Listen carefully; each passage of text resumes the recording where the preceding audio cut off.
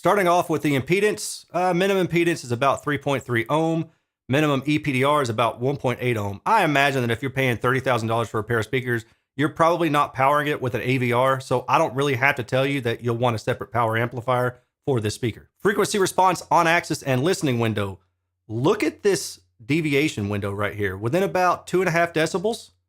I mean, holy cow. Now, there is a little bit of a resonance at around 200 hertz. I did see this in KEF's white paper as well. It makes me think that, yes, indeed, it is a cabinet issue or something like that. But I got to tell you, this is probably the only bad thing in this data that you're going to see. F3, 31 hertz, F10 at 26 hertz. So like I said earlier, when it starts rolling off at around 30 hertz, it rolls off pretty quickly. 2034 data set, good Lord, look at the directivity index.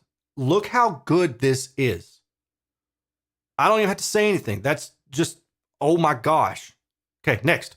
Estimated interim response at on axis, 10 degrees and 30 degrees. And for those of you who don't know what I mean, on axis is this black pointed directly at the listener, and then 30 degrees is in red pointed directly basically into the room. Now with most coaxial speakers, usually you want to be about 10 to 20 degrees off axis from the speaker because there is going to be a diffraction dip due to the symmetry of either the box, so the edge of the box that I talked about earlier, diffraction from the edge of the box, or there can be diffraction from the mid-range and tweeter housing. There'll be a little bit of an issue there. This speaker doesn't really have those as issues. However, as I said earlier, I did find that towing these speakers out by about 20 degrees resulted in a better overall soundstage width for me while not sacrificing imaging quality.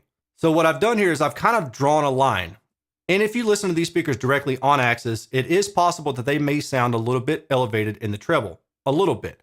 But if you tow them out 10 to 30 degrees, just however you want, really, you can bring that down some and increase the spatial qualities of these speakers. Horizontal response, I'm saying it's about plus or minus 50 degrees at the negative 6 dB point. So this shadow of red right through here, that's kind of where it tops out at. And then vertical, you can see almost matches it exactly. In fact, vertical, it looks a little bit better. Now I'm calling out 50 degrees here, but depending on where you put this point, you could say it's 60 degrees if you wanted to. Either way you go, the vertical and the horizontal dispersion of this speaker is fantastic. It maintains its composure and its directivity excellently. Harmonic distortion at 86 decibels. I mean, this is ridiculously low. This is like noise floor of the room low. 96 decibels, again, ridiculously low, especially through the mid-range. Now you can see that you're starting to increase below about 100 hertz, and this must be the tuning frequency because it drops back down. This is where the port takes over, I assume, and then it increases above that. Are you going to hear this distortion?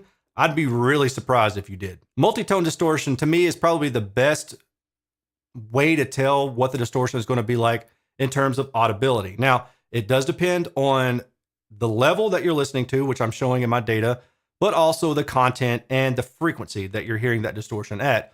You might hear distortion better at one frequency versus another, and your content may do a better job of exposing certain qualities about distortion of a speaker that maybe another song wouldn't. Having said all of that, the data for this speaker looks, again, incredible. So I test at 70 decibels, 78, 87, and then 96. And 96 would be this 8.9 volts right here. You're below 1% even with multi-tone distortion. Now you go higher in frequency, you do start increasing the multi-tone distortion, but it's still below my personal 3% threshold. Compression sweeps from 76 to 102 decibels at 1 meter show excellent dynamic range out of this speaker, as you can see here. This rivals the best compression sweeps that I've seen of any of my tests so far, including the Reference 1 Meta, as well as the JBL 4367. The other compression testing that I do is done at the same time as my multi-tone distortion testing, and it includes those same levels of 70, 78, 87, 96 decibels, 30 seconds of multi-tone distortion at those output levels, and then I capture the compression. That's what you see here. Even at full tilt, 96 decibels at 1 meter for 30 seconds, there's less than half a decibel of compression at worst. And then when you get down here, this is, to me, is probably just more or less in the noise of the measurement itself. And that's it for the data.